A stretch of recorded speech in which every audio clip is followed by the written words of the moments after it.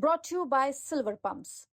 Top quality और consistent performance के लिए सिर्फ सिल्वर पंप्स, नाम याद रखना। मैं हूं आपके साथ अनुराधा तंवर। बात एक बार फिर से दिल्ली चुनाव की ही करेंगे। देश भर की नजरें दिल्ली के चुनाव पर टिकी हुई हैं और हर कोई ये जानना चाह रहा है कि इस बार क्या अरविंद केजरीवाल लौट रहे हैं या फिर उलटफेर होने वाला है। दूसरी तरफ चर्चा ये भी चल रही है कि राहुल गांधी जिस तरीके से मैदान में उतरे और उसके बाद मैदान में दिखाई नहीं दे रहे हैं, क्या आम आदमी पार्टी और कांग्रेस पार्टी के बीच कोई समझौता हो गया है। चर्चा है, अब चर्चा तो चलती रहती है चुनावों के बीच, लेकिन बात यहाँ पर ये करेंगे कि ग्राउंड पर माहौल क्या है, क्योंकि हमारे साथ ग्राउंड पर जाकर लोगों से बातचीत करते रहे हमारे संवाददाता राम किनकर सिंह भी ज्वाइन कर रहे हैं और साथ ही साथ एनालिसिस करेंगे विजय विद्रोही सर। बहुत बहुत स्वागत आप दोनों ही मेहमानों का।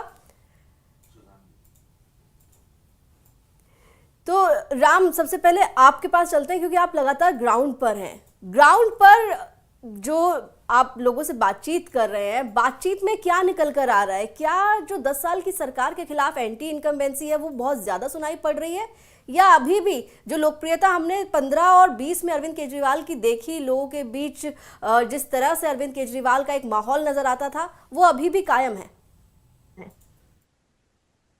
अनुराधा, देखिए, इस बार का जो 2025 का विधानसभा चुनाव है खासकर आम आदमी पार्टी के लिए बहुत डिफरेंट है, अलग है और मैं तो कहूँ मुश्किल से भरा है, चुनौतियों से भरा है।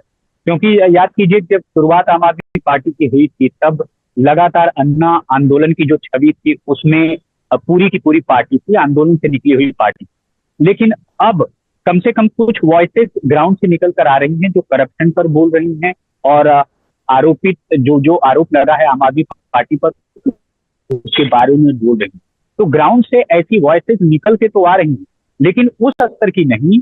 जो नाराजगी तो है, लेकिन वो नाराजगी किसी वोट के फॉर्म में बदल जाए। यानी लोगों को लगता है कि अगर जो है करप्शन का आरोप तो लगा है, लेकिन हम नाराज तो हैं, साफ पानी नहीं आ रहा है, बिजली का बिल और सरचार्ज लग के बहुत ज्यादा आ रहा है। तो ऐसे में वह विकल्प के तौर पर किसी दूसरी पार्टी को देख रहे हैं या नहीं देख रहे हैं ये मैं कह नहीं सकता, लेकिन इतना जरूर है कि उनको लगता है कि दिल्ली के मुख्यमंत्री जो 10 सालों से देते आ रहे हैं वह कंटिन्यू रखेंगे, यानी बिजली पानी, जो कि फ्री बिजली पानी ये कहा गया था।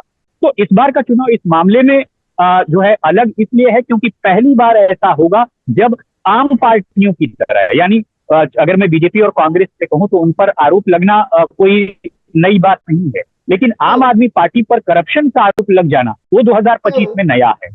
मिलाकर के वॉइसेस सेम है, यानी नाराजगी की अगर 5 जो वॉइसेस हैं ग्राउंड पर तो उनको सराहने वाले भी 5 हैं। तो कुल मिला के नेक टू नेक फाइट अभी तक की तो दिखाई दे रही है और यही वजह है कि किसी खास मुकाम पर नहीं पहुंचा जा सकता, एक राय नहीं बनाई जा सकती कि अभी जो रुझान है वो किस तरफ जा रहा है।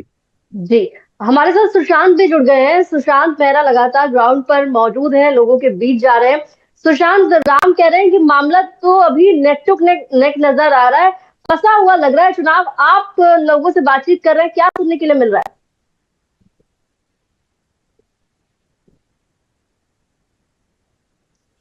एक्सप्लेन किया कि दिल्ली के अंदर जो चुनाव है वो पूरा 50-50% जो है वो इस वक्त नजर आ रहा है। दरअसल बीजेपी डिपेंड कर रही है कांग्रेस पर कि कांग्रेस कितना अच्छा प्रदर्शन जो है वो कर पाती है, और वहीं आम आदमी पार्टी भी ये डिपेंड कर रही है कांग्रेस पर कि कांग्रेस कितना बुरा प्रदर्शन जो है वो करती है जिसके उसका फायदा उसको मिल सके। दरअसल दिल्ली के अंदर अगर बात की जाए तो बीजेपी का जो इंटरनल सर्वे अभी बीजेपी को दिखा रहा है वो लगभग वोट प्रतिशत जो है वो लगभग 43% है। दिल्ली के अंदर लोकल जितने भी चुनाव हुए हैं पिछले, अगर 2022 के निगम की चुनाव की बात की तो बीजेपी का जो परसेंटेज था, वोट परसेंटेज, वो 39.9% जो है वोट शेयर गया था।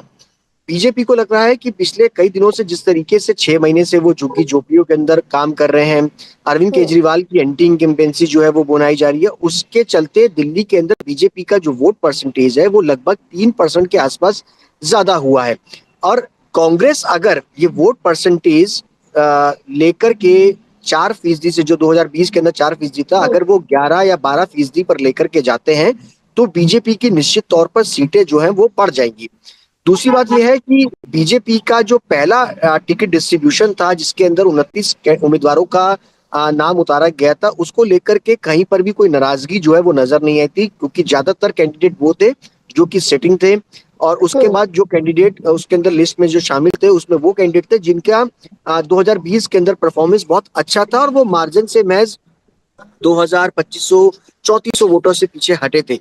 कृष्णानगर हो, शालीमार बाग हो, पापड़गंज हो, इन सीटों पर आम आदमी पार्टी को करारी टक्कर जो है मिली थी। 2400, 2500 वोटों से बीजेपी हारी थी।